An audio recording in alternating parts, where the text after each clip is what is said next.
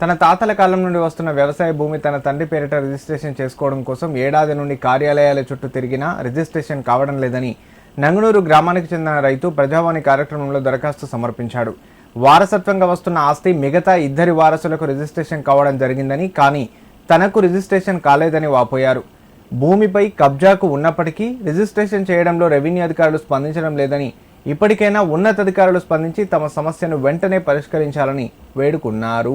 నంగనూరు మండలంలో 9 గుంటల ల్యాండ్ అనేది మాకుంది. అంటే 26 గుంటల ల్యాండ్ యాక్చువల్ అది. దాంట్లో వారసత్వం మా తాతల నుండి ముత్తాతల నుండి వచ్చిన ఆస్తి అది. అందులో 26 గుంటల ల్యాండ్, అందులో ముగ్గురికి సమానంగా అయితే అందులో 8.5 మా నడుపు మామయ్య పెద్ద మామయ్యకు అయిపోయింది. 9 గుంటల ల్యాండ్ మాది.